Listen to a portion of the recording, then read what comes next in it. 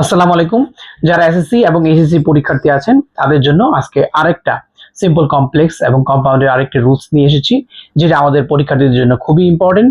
এইটা এসএসসি এবং এইচএসসি এমন কোনো বোর্ড নেই যে বোর্ডে এই জাতীয় কোশ্চেন না আসে।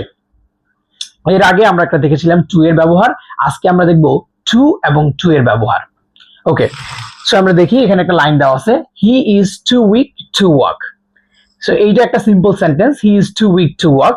আমরা যদি এইটাকে আমরা কমপ্লেক্স করতে যাই তাহলে আমাদের কি করতে হবে? এর আগে আমাদের টার্গেট ছিল টু, বাট এখানে দেখেন দুইটা টু আছে, টু আর হচ্ছে টু।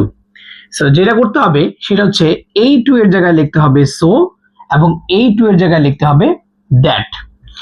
তাহলে দেখেন কি হলো, he is so weak that. এরপর এই সাবজেক্টটাকে আবার নিয়ে আসতে হবে, এই যে সাবজেক্টটা আবার নিয়ে আসলাম। তারপর যেটা করতে হবে, এখানে ক্যান নট বসবে অথবা কুড নট বসবে। ভালো করে খেয়াল করুন, এর আগে যখন টু ছিল, শুধু টু এর ছিল, তখন আমরা এখানে দিয়েছিলাম ক্যান অথবা কুড। আর যখন টু টু থাকে তখন দিতে হয় ক্যান নট অথবা কুড নট। আর আমরা তো এটা খুব ভালো করে জানি কখন ক্যান নট বসবে, কখন কুড নট বসবে।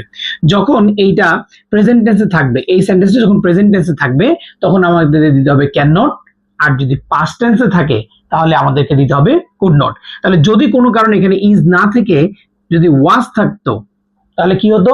তাহলে অবশ্যই এখানে ক্যান নট এর জায়গায় হতো কুড নট।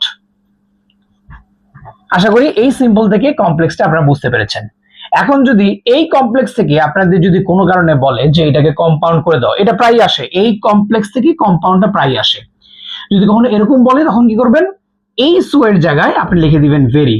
তাহলে কি হবে, হি ইজ ভেরি উইক, এবং এই দ্যাট এর জায়গায় লিখে দিবেন অ্যান্ড।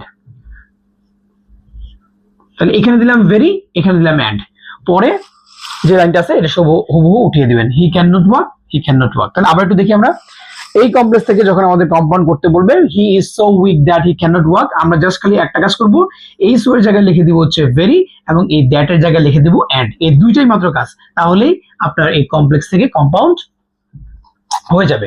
আশা করি এই নিয়মটা বুঝতে পেরেছেন।